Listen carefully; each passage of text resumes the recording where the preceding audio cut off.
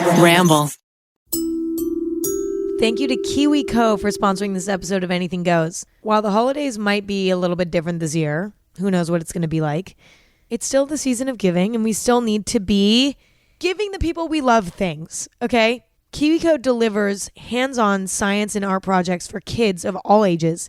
With a KiwiCo gift subscription, kids can engineer a walking robot, design a paint pendulum, conduct bubbling chemistry experiments, and more, all from the comfort of home. Your child can get super cool hands-on science, art, and geography projects delivered to their door every month. Each colorful crate comes with everything needed to spark curiosity and kindle creative thinking so that the kids can get started right away. They might not be able to go to any fun places for the holidays, but you can give them a whoa, awesome experience with KiwiCo. With different crates for kids of all ages, there's something for every kid on your list. And there's no commitment, so you can pause or cancel anytime. Get 50% off your first month, plus free shipping on any crate line with code CADENCE at KiwiCo.com. That's 50% off your first month at KiwiCo, KIWICO.com, promo code CADENCE. This is something I would have loved as a kid. I was very much into art and science. Those were like the only two things I cared about growing up. Thank you, KiwiCo. Hi, everybody. Welcome back to Anything Goes. I have re-recorded this intro 50 times. And I honestly think I'm kind of nervous for this episode because I want it to be perfect. But I just need to relax. Okay? This is my safe space. Anything Goes is my safe space. Truly. So let me loosen up. I'll take a deep breath. Let's get started. Today I'm going to be talking about Chamberlain coffee and my business life, if you will. This is something that I never talk about, which is surprising because I talk about 90% of my life on the internet. I just don't talk about this a lot. And I think it's because, number one, I don't know if it's interesting. Number two, I sometimes feel like talking about the business element of things can like ruin the experience when you know too much of the behind the scenes. Like, I don't know. I worry about like oversharing about the business side because I'm like, will that take away from the customer experience? I don't know. And I also just haven't been able to talk about it because a lot of things have been a secret. And we've been working on so much stuff for so long. And it's been like a secret. So I couldn't bring it up. And I couldn't like allude to it either because then that's just annoying if I'm like half talking about something. But I've been waiting to do this episode for months. Like since I started Anything Goes, I was like, I want to make an episode about running a business and starting a business and Chamberlain coffee and everything. Like I want to. But I had to wait until we relaunched the company because we've been working on relaunching it for so long. Anyway, you guys don't care. Let's just get right into it. I'm so excited. This is very long awaited for me. And I just am excited to tell you guys about the process and like what it's really like and the truth of it all, I guess. So buckle your seatbelt and let's take a ride into Coffee Town. I regret saying those things every time. I say things like that. I say it to my friends. I say it by myself. I say it to my parents, whatever. And I never feel good about it. I always regret it. So there's just another one. It's like I say things that are cringy and I know that they're cringy and I think it's funny, but then it still hurts even when it's a joke. And you know what I mean? So I'm going to work on that. I'm going to work on being cooler. I know I'm going to be a nerdy mom when I'm a mom. Maybe not, but I feel like there's a decent chance that I'm going to be a massive nerd when I'm an adult.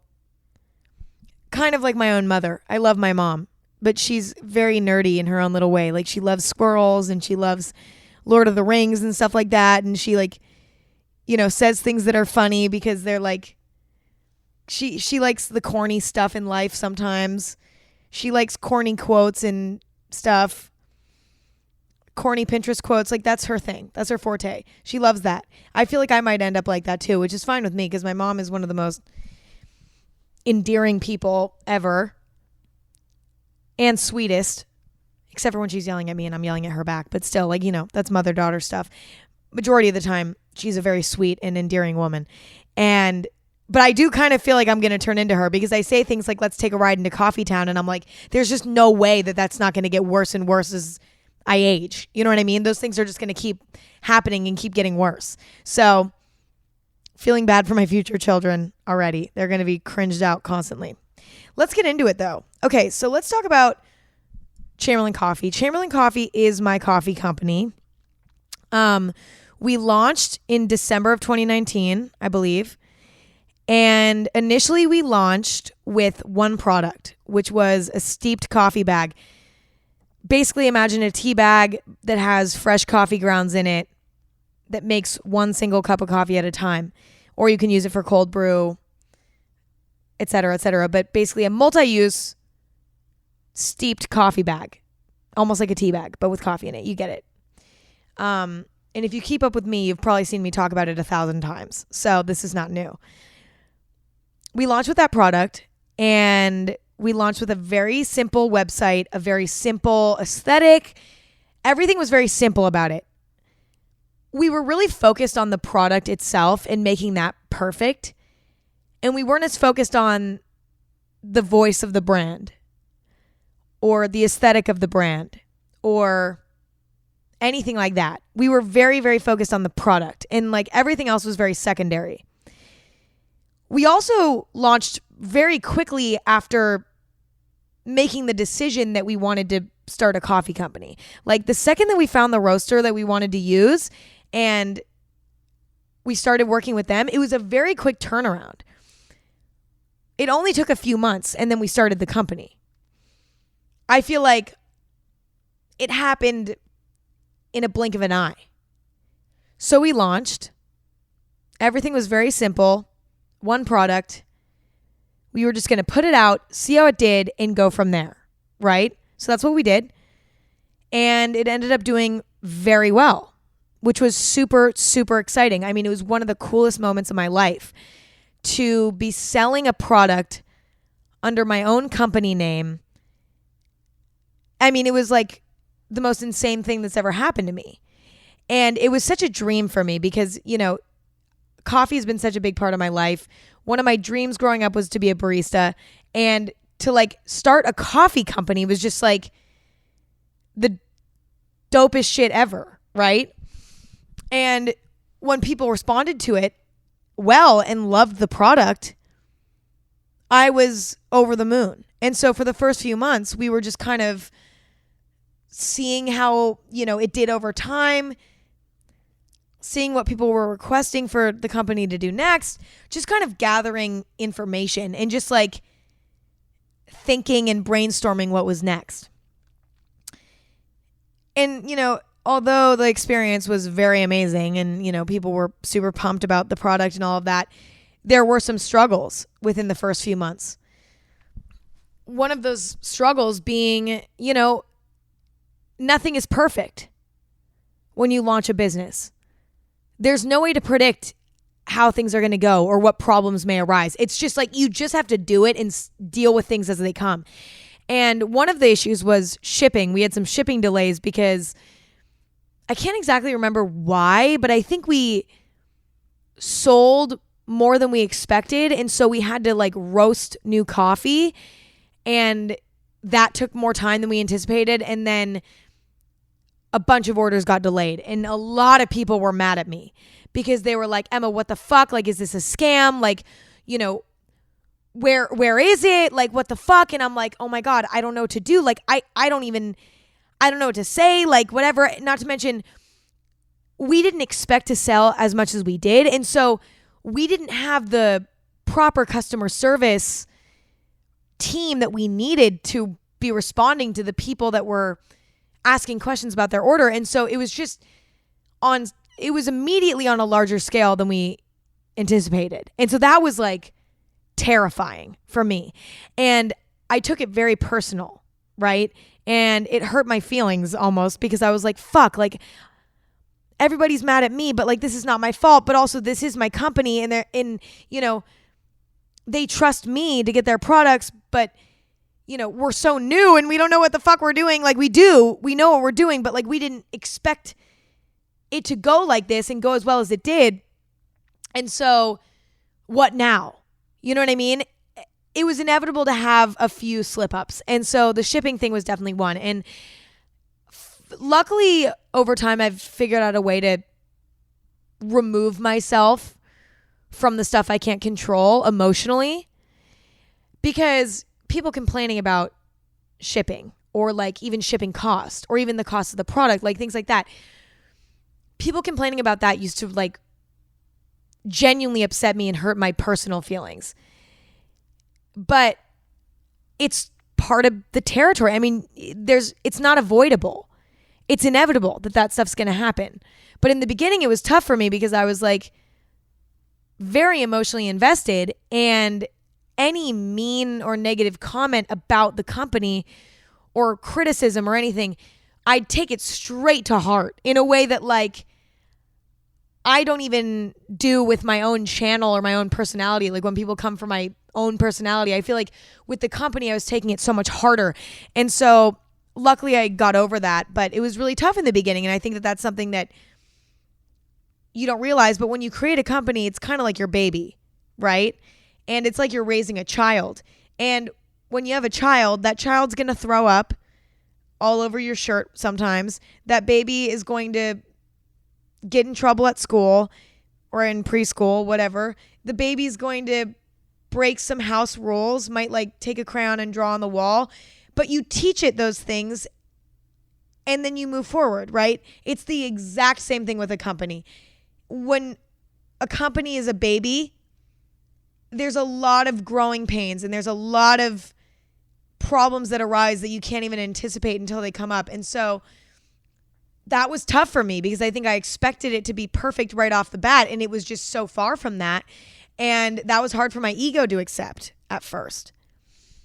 But after a few months, we kind of leveled out and the chaos was over. The initial launch was over. We were establishing ourselves as a brand, but it started to feel like the brand was empty. And I'll explain that. All right, I think it's safe to say that everybody's been a little bit stressed recently, whether it's with work, school, just family life, friend life. Everything seems high stress right now, and it blows. But what I've been doing to keep my stress managed is two things. Number one, I've been waking up early. And number two, I've been trying to exercise daily. One thing that's been made clear over the past few months is that we all need to look out for each other and come together to protect the things that we care about, including the planet that we all share. And that's why Allbirds is on a mission to leave the planet in better shape than they found it. Their shoes are made from premium natural materials, and their products aren't just comfy, but thanks to sustainable practices, they're also carbon neutral. Their latest product that's built with the planet in mind is the all-new Wool Piper, Allbirds' twist on the classic lace-up sneaker. The Piper delivers a cool evolution to a versatile vintage-inspired look that never goes out of style, and also they deliver the coziness and cushioning that you're used to from Allbirds. I'm obsessed with these. I think they're incredible, super comfortable, and for me, taking care of the planet is something that I'm still learning about and getting better at, but it feels good to be wearing a product that is helping me be better. With Allbirds, you can feel confident knowing that you're wearing a product that's doing right by your feet and the planet. Learn more about their sustainable practices and find your pair of wool pipers at allbirds.com today. Thank you, Allbirds. One, we had only one product. Two, the aesthetic of the brand was not clear. Like there was no clear brand aesthetic. It was very bland and not as interesting as I personally like. The social media was kind of boring, and it didn't feel unique. And so my team and I decided, like, let's turn this into the company that we all want it to be. A company that has a distinct voice, a distinct aesthetic, a cool vision, a cool message. Let's like figure all of that out and make it happen, right? So we started to build a stronger foundation for the company, meaning hiring employees, finding investors, stuff like that, so that we could have the means to turn the company into what we wanted it to be, right? That process took a long time because, again, your business is your baby, and you don't want somebody handling your baby if you don't trust them. It's like having a babysitter. Are you going to hire some suspicious babysitter for your baby? No, because that's your baby, and if anything happens to it, we're going to have issues. It's the same thing with a company. So when you're hiring employees and finding investors, you want to find people that get it, right? And that's not easy to do because everybody thinks so differently. And finding somebody who shares the same vision as you is not easy. And luckily I had my team, which are, people at my agency who helped me start this in the first place. I had a lot of people on my personal team that, does everything for me basically, whether it's YouTube, podcast, whatever. They are my everything, whatever. They were the ones that helped me start this company. And I luckily had them and my roasters as my initial foundation. And that was amazing. But we needed more. And so after a little while, we found that foundation. We hired some employees. We found the perfect investors that got it, and it just made sense to them, and they saw the vision and they loved it and blah, blah, blah. And we got that all sorted out, which takes way more time than you think. There's a lot of legal documents that need to go back and forth. There's a lot of negotiating when it comes to equity and, all of that. There's so many different things, and it takes a really long time to get all of that sorted out when you start adding people in to your company. The thing is that we were trying to build our foundation while still running the company, right? And we were trying to deal with the team building, basically building the team and adding more people into the company. We were trying to deal with that. And that was so much work that when it came to advancing Chamberlain Coffee at all, there was just no time to add new products or update the website and make, add new photos and stuff like that, or put a lot of time into photo shoots for the Instagram page. We were so focused on building a foundation under Chamberlain Coffee that we weren't able to really work on the brand in the present moment. We needed to get those people on our team before we could truly get started on revamping the brand and making it amazing. And so that was really stressful for me because it was okay, on the outside, it looks like the brand is just staying the same and is just kind of plateauing in a sense. Not necessarily in sales even, because we still were, selling quite well. It was more we weren't advancing. You know what I mean? The brand still seemed very new and very novice in a sense. And that bugged me because I knew deep down that we were taking the steps to make the company badass, but it was it didn't look like that from the outside for months and months and months because there was so much work that had to be done behind the scenes. So that leads me to working on the relaunch. We got the investors, we got a bunch of other employees, all of the documents were signed. It was time to start working. And so there were three main things that we worked on. Number one, the voice of the brand. What do we want the voice to be? What's the message of the brand? What's the tone of the brand? Almost as if the brand is a human being. How does the brand speak to the customer? That was one of the first things we worked on. Then it was aesthetic. What's the aesthetic of the brand? You know what I mean? What's the color scheme? What's the new logo? Do we want a new logo? What's that all going to look like? What's the social media going to look like? Just the overall vision of the brand. And then the last thing was, we need more products. We have one single product in one single coffee blend. We need to add more. So those were the 3 things that we needed to work on. Very quickly, it was obvious to us that we were going to just relaunch the whole company. And it was going to be a brand new bitch. And it is, as you guys have seen, completely different brand. I mean, the coffee is still the same. And, you know,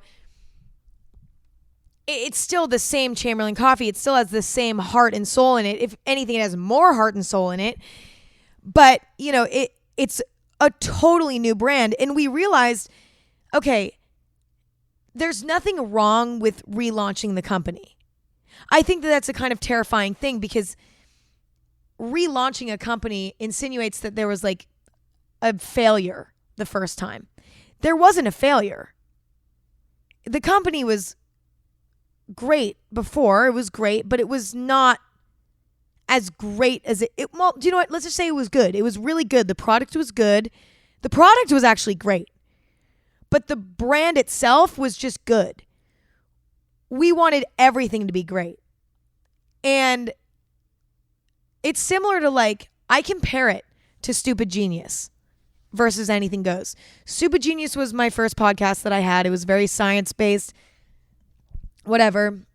And I did it for a few months, and then I eventually was like, this is so not what I want it to be. Like, I enjoy podcasting, but this format doesn't work for me. So then I took the L, and I was like, you know what? I'm just going to start a whole new podcast. Fuck it. And I'm just going to do what I want, and I'm going to make it whatever I want. And use what I learned from doing Stupid Genius to make Anything Goes as amazing as it could be. And Anything Goes has done so much better than Stupid Genius, and has been so much more fun for me, and has been so much more true to me. And it's been an amazing experience. And even though it felt like a failure when Stupid Genius didn't work out, I wouldn't have Anything Goes if I didn't do Stupid Genius. Because Stupid Genius taught me everything I needed to know about making a podcast, so that when I relaunched my podcast and renamed it Anything Goes and had a new format, I knew exactly what I wanted, because I had tried it once, failed, and when I tried again, I took what I learned, put my ego aside, and it worked out. But sometimes people want to give up. They're like, okay, the first time it didn't work, I'm done. Or the first time wasn't perfect, I'm done. You can't do that. You take what you learned, you reroute, and who knows? You know what I mean? Things don't work the first try. Like, ever. How many times did I start a YouTube channel before it worked? Like 5. I literally had 5 YouTube channels before the one I have now. Those 5 didn't work. This one just did. It's the same thing with Chamberlain Coffee. It's like, the company did well. It was a successful launch. It had a successful few months, but it was so not great branding wise and identity wise. And so I realized that needed to be a priority, and I made that my priority. So back to what I was talking about before, there was those 3 things that we needed to work on: new products, new aesthetic, clear brand voice. And I won't get into the gritty details of all of it, but it was just a lot of trial and error and a lot of really long conversations with our whole team, just trying to narrow down what we want the whole thing to be. And, you know, we had a lot of fun with it, but it was exhausting mentally. Trying to figure out how you want your brand voice to sound is one of the most confusing things ever. Because it's like, okay, a brand is not just one person. So you kind of have to create a character for it. And I never realized that. I never realized that companies spend months figuring out how they want every word on their page to look, so that when you read a little excerpt on their website, it fits with the rest of the brand. Like it's a mind-blowing thing that all connects. But those were all the things that we needed to work on. And, coming up with a color scheme, and then eventually coming up with the idea to match each individual blend of coffee with an animal. That was something that came up super naturally. It was like we wanted to put an animal in the logo, but then we're like, no, that's like too much. That's scary, because then like, what if we don't like that animal in 6 months? And then I was like, well, what if we have a simple logo and then we have a different animal for every blend so that we never get sick of one animal? We have a bunch of animals and it's fun. And then, that happened. And then it was time to taste test, but it was COVID. So then I was getting coffee sent to my house and drinking like coffee after coffee after coffee after coffee after coffee. And, it was just crazy. And not to mention our launch got pushed back by months and months and months just because of shipping delays with COVID. And then, one of our manufacturers had a delay because there was the fire in Northern California. And so, there was a lot of delays. There was a lot of bumps in the road, whether it was like figuring out color scheme that made sense, to figuring out how to make the website perfect, to like every detail was looked at by me and was looked at by every member of my team. Like not one thing didn't get 20 sets of eyes on it. And it took so long, and it was so hard because I couldn't talk about it. And meanwhile, this was the hardest thing for me.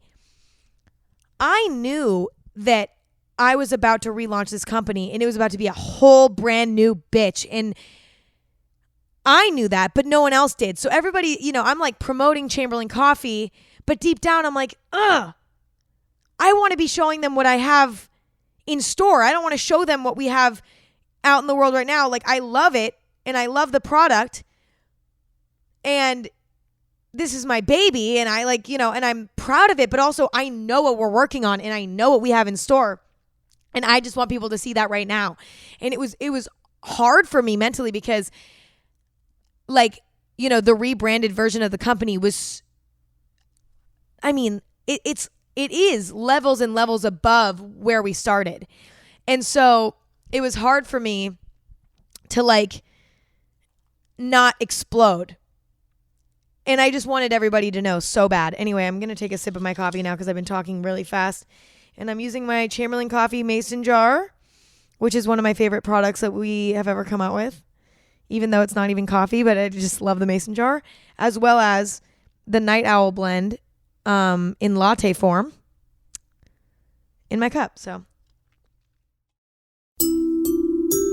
in my opinion, a home doesn't feel like a home without art or pictures on the walls. And FrameBridge makes it easy and affordable to frame your favorite things without ever leaving the house. Add a gallery wall to your home office or send the perfect gift. Art prints, diplomas, photos sitting on your phone, and even some of your favorite Instagrams. You can pretty much FrameBridge anything. Go to framebridge.com and upload your photo, or they'll send you packaging to mail in your physical pieces. Preview your item online in dozens of frame styles and gallery layouts. Choose your favorite or get free recommendations from their talented designers. The experts at FrameBridge will custom frame your item and deliver your finished piece directly to your door, ready to hang. So easy. God bless them. Instead of paying hundreds at a framing store, the prices start at $39 and all shipping is free. Plus, you guys will get 15% off your first order at framebridge.com if you use my code Emma, EMMA. It's my name.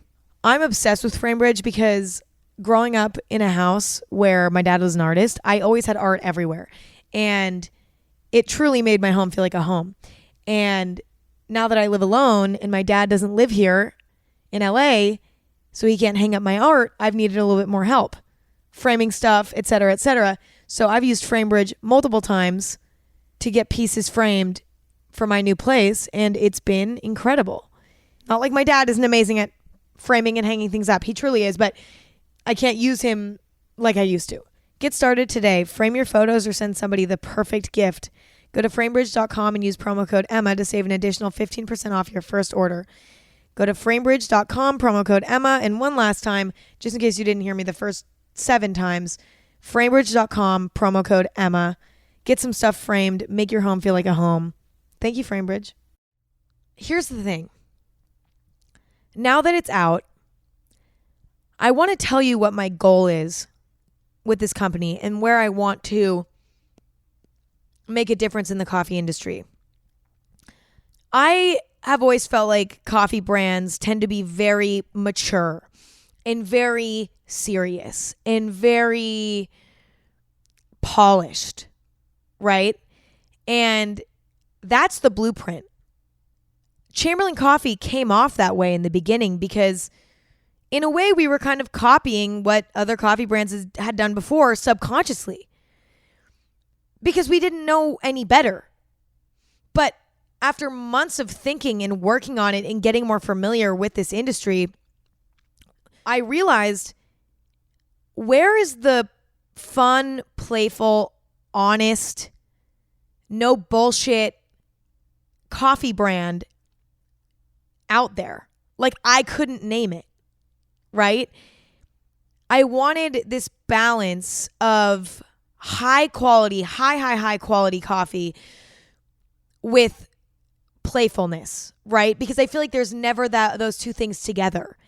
And even though we have a playful energy to our brand,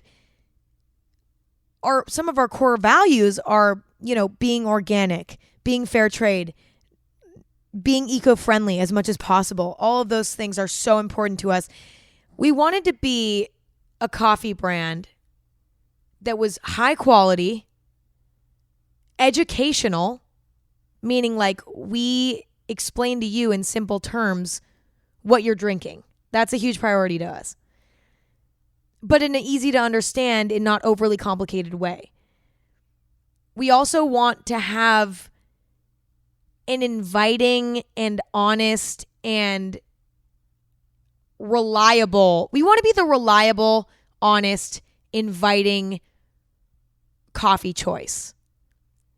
You can rely on us because you know that we're organic, you know that we're fair trade, you know that we're as eco-friendly as we possibly can be, you know that we don't use pesticides. We make that very clear.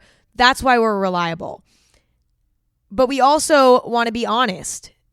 So, on the social media, on the website, every word that's written is honest. We're not trying to sugarcoat anything. We're not trying to make anything fluffy and overly serious. We're just honest and straight up and no bullshit.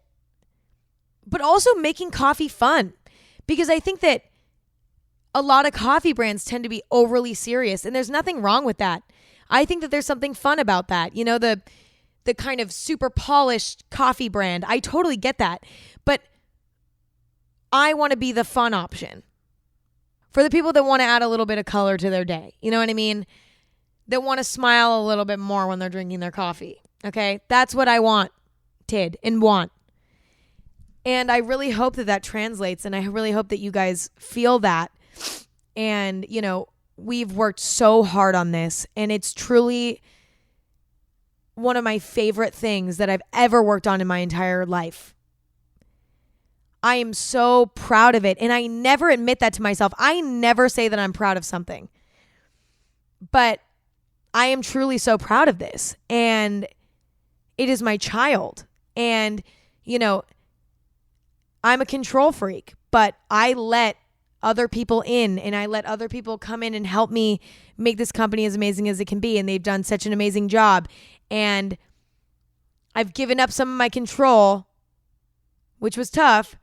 But because I did that, we were able to build Chamberlain Coffee into what it is today. And I hope that all of that made sense. And I know that you guys asked me some questions.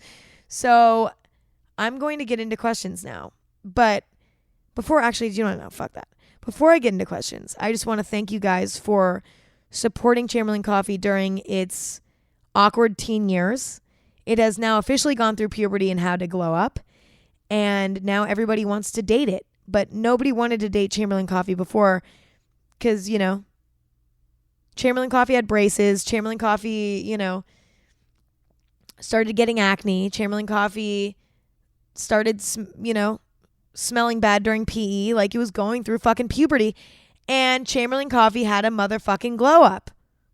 And now Chamberlain Coffee is hot and sexy and very mature, but also still playful and fun to be around, okay?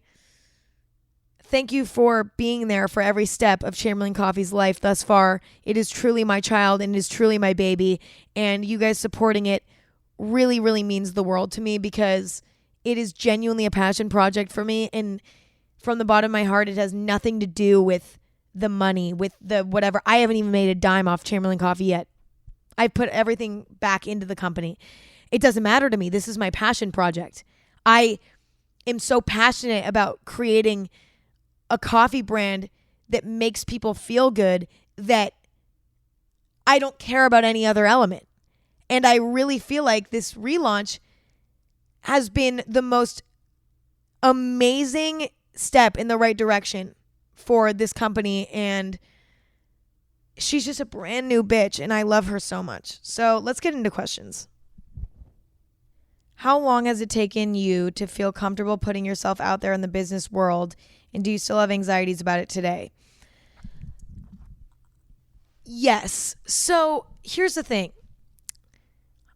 When I started this company, it's not like I was super experienced in, say, roasting coffee beans. In fact, I had no experience. The only thing I had experience in is being obsessed with coffee and knowing I want to do something with it. But when it came to certain elements of starting a coffee company, I wasn't a pro. And I knew that and I was okay with that. But as a business owner, sometimes you feel underqualified when you don't know how to roast a batch of coffee beans perfectly. And that's what your company is about. But personally, I wanted to challenge myself and learn more and find people who are really passionate about roasting coffee beans and bring those people in and have them help me. You know what I mean? And that's okay. I have good taste in coffee, I think, in my opinion. And so, you know, I took those skills and combined them with the skills of the roasters. And, you know, we created and we continue to create amazing blends, again, in my opinion, but I hope you guys love them as well. But it does hurt and it does make you anxious when you're like, okay, well, I'm not a pro at this. You know what I mean? I have my specialties, but I'm not good at everything. And I'm not good at every element that goes into this business. I'm not a pro at every moving piece in this business. I don't know how to do everything. And that can make you anxious because you're like, well, then should I not be doing this because I'm not a pro? But it doesn't really matter because as long as you create something that brings other people joy, who cares how many people are involved to make that happen? Who cares if you're an advanced coffee roaster or if you're kind of new to that, but you love coffee and you're going to bring in people who know exactly how to do it and have been doing it for longer than I've been alive, right? Who cares? But that was something that I struggled with in the beginning because I was like, is that bad? Is that wrong? You know? And the answer is no. What goes into creating something doesn't really matter as long as everybody's getting the credit that they deserve. Everybody is being treated fairly and properly within the company, and the company is honest and ethical, and I mean, who cares about the rest, right? Okay, brief break. I have a question for you. How far would you go for a friend? Like small stuff, like are we talking about giving them a ride to the airport or sharing half your sandwich? Or like, what about donating a kidney?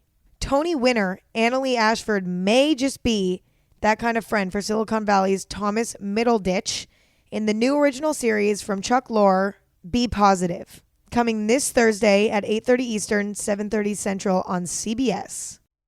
Somebody said, talk about pricing products and criticism on prices.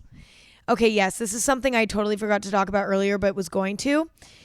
So this is tough too, because I'm somebody who's always really prioritized the quality of products that I release. And with Chamberlain Coffee, it's like that and more. Like, I want this coffee to be the best quality that it possibly can be, because I'm a coffee snob. Point blank period. I'm kind of a snob about it. It's actually funny, because I was going to name Chamberlain Coffee Snob Coffee. That was one of the name ideas I had, but it didn't work out because it was already like taken or something. But I was going to name it that because I was like, I'm such a snob. Like, I want to make a high quality coffee brand, premium coffee brand. And like, what better name than snob? Like, that's perfect. But anyway, I'm glad that it became Chamberlain Coffee, and that's a perfect name, and wouldn't want it any other way. But when you're dealing with premium products and high quality products, the prices are just naturally going to be much higher. And I know, Chamberlain Coffee is not a cheap coffee brand by any means. For the steeped bags, it's $2 a cup, which is not too bad. For bags of whole beans, it's definitely pricey. Same with ground beans. But it's because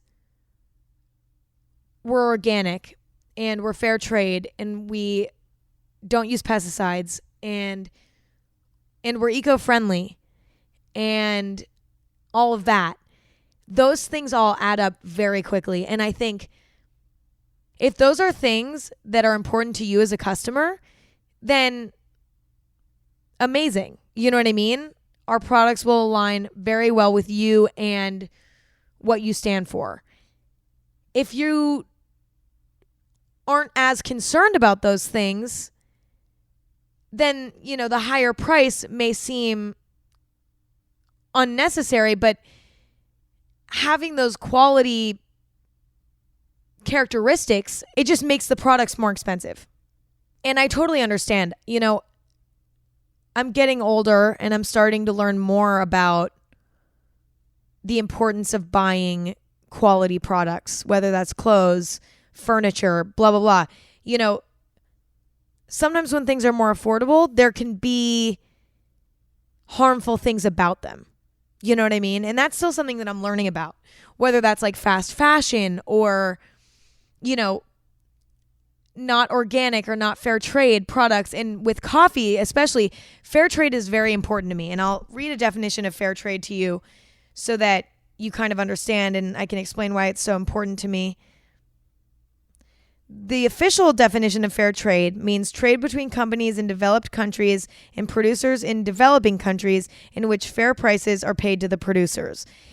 This is extremely, extremely important to me because I want everybody involved in Chamberlain Coffee to be treated perfectly. Obviously, nothing's ever perfect, but I want everybody to get what they deserve. And, when a product is fair trade certified, you spend more money producing fair trade products because you're paying more to get the product. That is totally fine with me.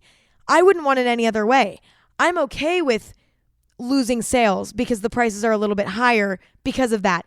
As long as the people who are growing my coffee beans are being treated fairly, I'm happy. The criticism of the price, all of that, I don't care. It doesn't matter to me because I know that every person who is technically working for my company is being treated well. That is very, very important to me. And so I'm okay with having higher prices. And I'm also okay with some people being like, you know what? I don't want to spend that much money on a bag of coffee. I totally get that too. And also as a relatively new business, our prices are going to be slightly higher anyway because we're still building our company. And so, there's there's a lot of factors when it comes to price that stress me out more than you even know. Because obviously the ideal thing to do is have an affordable product, but sometimes having an affordable product means skimping out in other areas, and I just didn't want to do that and don't want to do that. So anyway, when it comes to the criticism of prices, I totally understand, but at the same time, you don't have to buy it.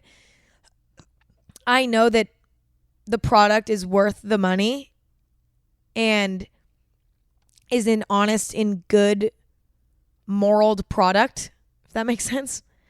And if that's something that people want to spend their money on, amazing. And that is such an honor. And I'm so grateful for those people. And for people who don't, totally fine too. And I don't judge, and I don't, everybody's thing is their thing. And I don't expect, my product to be for everyone. But for people who share the same passion for coffee and all of that, I think that those things are going to be a selling point, even if it means you have to pay a little bit extra, So that's kind of where I'm at. But anywho, somebody said, is there anything you wish you would have done differently when you first started Chamberlain Coffee?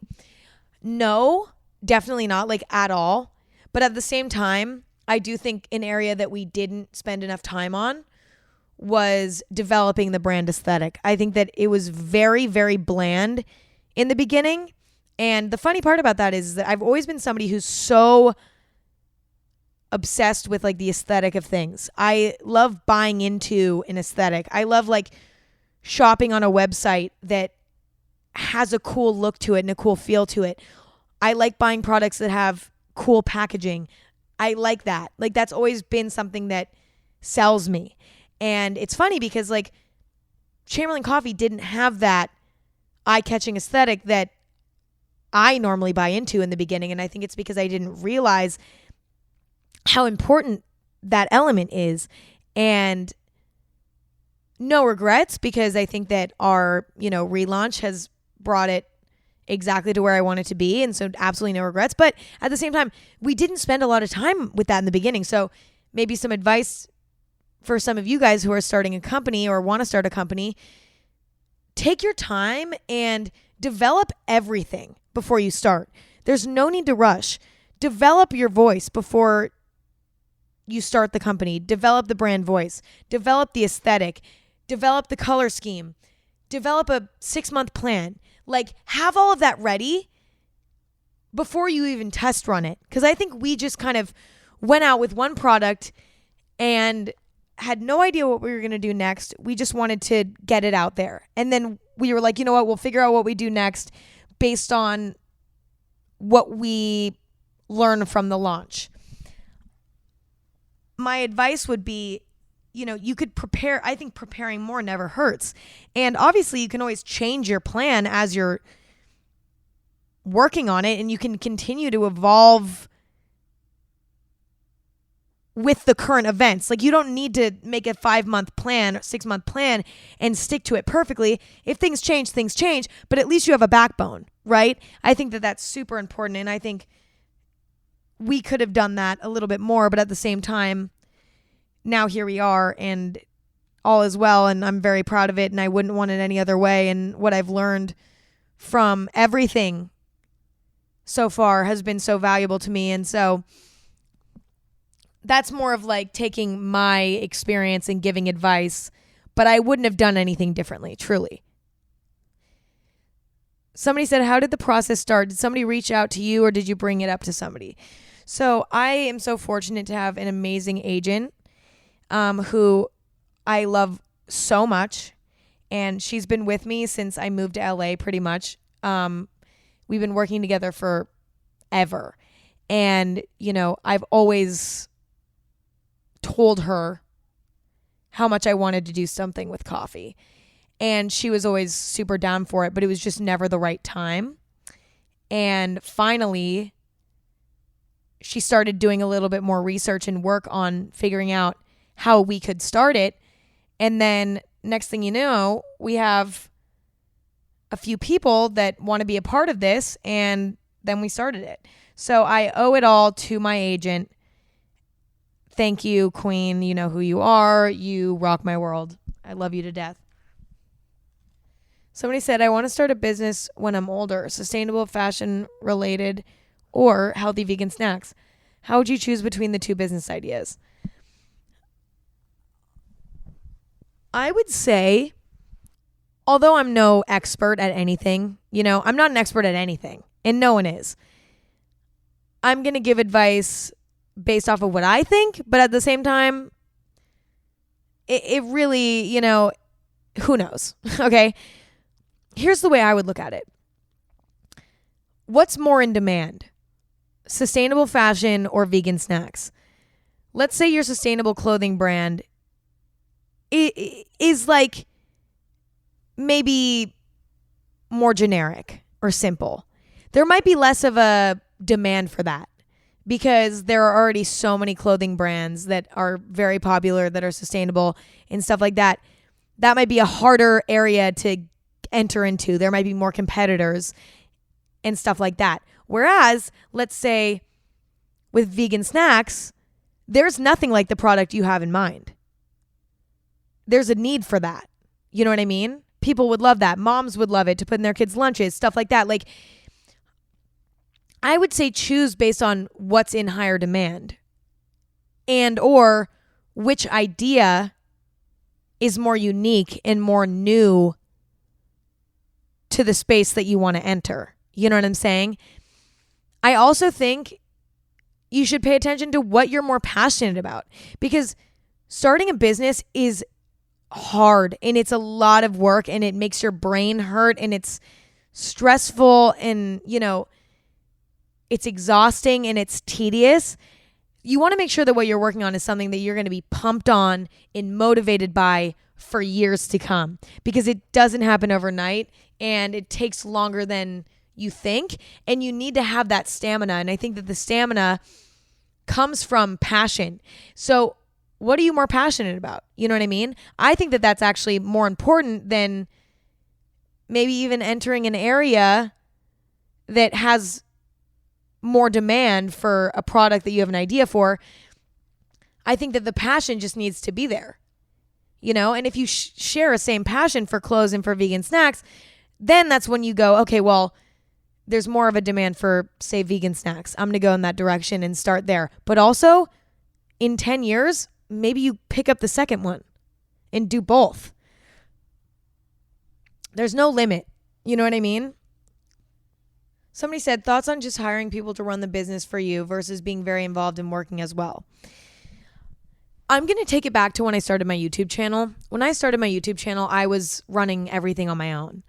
I was reading my own emails. I was editing my own videos, filming my own videos, coming up with all my own video ideas, doing every element by myself. And I had a really hard time with giving up that control. And that's why, a lot of people, when they start gaining a following on social media, immediately get a manager or an agent. I was like, no, I don't need help. I want to do this all on my own. I don't trust anyone and I don't want to let anyone in. But what I didn't realize was that was stopping me from getting more opportunities. There was no way for me to read my emails for 3 hours a day and it was too much. And at the time, I was in school for a little bit there, and then I left school, but then I was like, okay, well, fuck, I'm out of school now. I need to be making a living. So I was working extra hard, making like 3 videos a week and editing all of them, each video taking like 20 hours to edit. And it was like, I was so overwhelmed because I was like, oh my God, I need to start making money now. Like, this is serious, because I just left school. I took a massive risk. I need to prove to myself and to my family and to everybody that like this is a sustainable thing. And so doing all of it myself became too much very quickly. And I started, not being able to read all my emails and stuff like that. And I was missing out on so many different opportunities. And so once I moved to LA, I started meeting with some agents and I got an agent, and it helped me so much. I still have to read emails, but not even remotely as much. And I still don't read emails. And if my agent is listening to this, she's like, yeah, Emma does not read emails because I'm the worst at emails. I think I have slight trauma from all the emails that I used to read when I managed myself, if you will. It was very upsetting, and I'd be on email for like 3 hours a day, and it ruined my life and my brain. But anyway, I relinquished some control. I think that's the right word. And I gave some of that control to my agent, and it helped me so much, right? And there is a learning curve, you have to teach them what you're about, what you like, what you don't like, how you prefer to work. Like, there's a lot of things about it that are tough, but it's about working together so that eventually the work feels easier on both ends. And that happened again when I got an editor for my YouTube videos, because I used to edit all my videos, but my quality of life was terrible because I would spend all night editing night after night, and like I was miserable, and it made me really depressed, and it made shit really hard for me because I was editing all my own videos, but I also wanted to be a normal teen and like do fun shit and like enjoy life. But it was this constant endless cycle of like, I'd get a video up and I'd have to film a video the next day. And then I'd be editing that until the next week. And then I'd upload, and then it was like a never ending cycle, and I never got a break. Whereas now it's like, okay, I film a video, I send it to my editor, and then I start working on the next video. And it's given me so much more time to be around the people I love and have a better quality of life, but also have more time to do other things with my career, whether that's starting Chamberlain Coffee or whatever. I wouldn't have been able to do that. I wouldn't have had enough time in the day to do that if I didn't have an editor. It's opened up my time so that I can start creating more things, and that is so important. But it's really hard to give up that control, and it takes time to train your employees, and it takes a lot of time to create a working and flowing system. But once you do that, it is so beneficial. And so I think that it's important to be extremely involved and be very aware and invested in what's going on emotionally, but also understanding your place in those different endeavors. Like for YouTube, for me, now that my editor understands my editing style and like has almost his own that he has created that works for me, and that he enjoys editing in, like my job is to come up with the concept and to film it myself and to have fun with it. His job is to edit. So I'm still very involved, but my job has shifted. It's like I just have a few less things on my plate. As for Chamberlain Coffee, I don't know how to roast the beans. I don't know how to do that. Could I learn? Sure, but there's so many people that are so amazing at it. I'm going to work with those people and let them do that stuff while I focus on the vision of the brand. I mean, the rest of my team, we all work together and we all discuss these things and share our opinions and all of that. But at the end of the day, I am very involved in every minute detail of the company.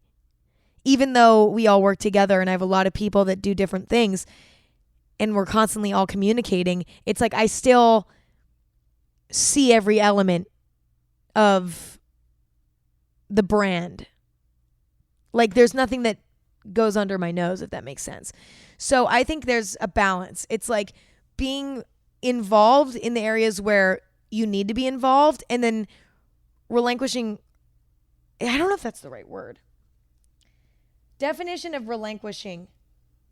Relinquish means. Okay, I was right. And yeah, shut up, Siri. Relinquishing control where you can, but being heavily involved and passionate in the areas where you pull your weight. The last question I'm going to answer is, did you ever feel like you experienced the feeling of imposter syndrome when starting Chamberlain Coffee, or maybe still feel it to this day? If so, how did you deal with it? Definition of imposter syndrome. Here's what I found. I'm reading a definition because although I know what it means, I want to read an accurate definition so that I'm not butchering it at all. Imposter syndrome is physiological. Oh my God. How do I have a company? That's just embarrassing.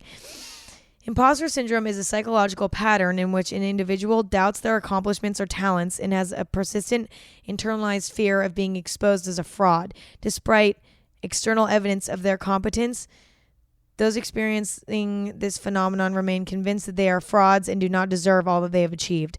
I am the definition of having imposter syndrome in every element of my life. I constantly feel like I don't deserve what I have, that I didn't earn what I had in the right way, whatever the fuck that even means. Like that, I don't deserve anything. Like I have struggled with that forever and I always will. I think that's just my brain chemistry, unfortunately. I have a really hard time being excited for myself because I always feel like I could have worked harder, or I could have stayed up later working on it, or I could have, whatever. And I was like this in school too. Like I would get a great grade on a test and I'd go home and still feel bummed out because I felt like I could have studied harder. I'm learning to kind of get out of that. I'm trying, but it's also like, I wonder if it's just my brain chemistry and the way I'm going to be forever. I think the thing is, when you work on projects with others and you have employees and all of that, it's weirdly easier to feel proud. Even if you're not necessarily super proud of yourself, you're at least going to be really proud of your team. But then you're going to realize, oh wait, I'm part of that team. And so if I'm proud of the team, I'm proud of myself. And it's almost like tricking yourself into being proud of yourself.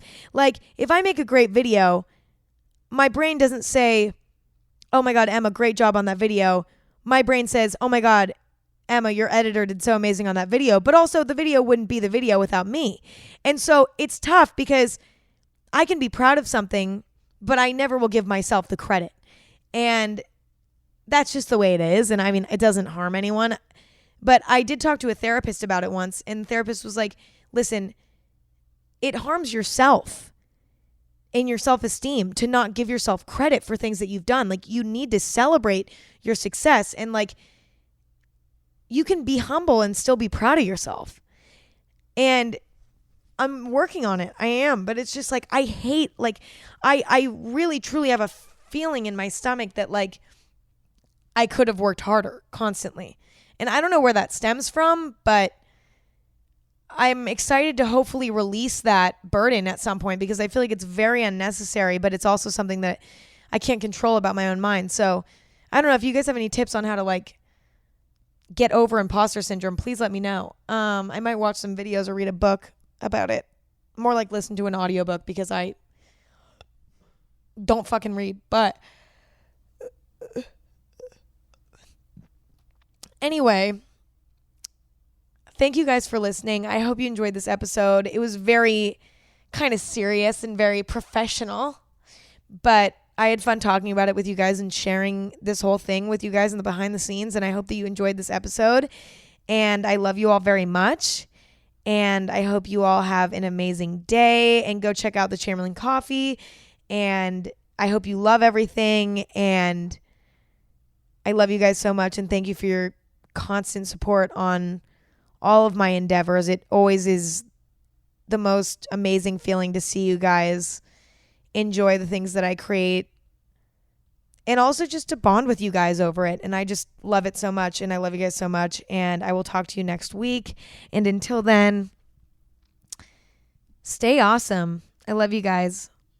Peace and love.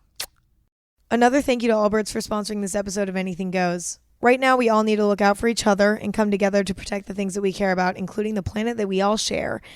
Their latest shoe, the Wool Piper, is a twist on the classic lace-up sneaker built with the planet in mind. I love the shoes. They're comfortable. They're good for the planet. It's a win-win. You really can't go wrong with these.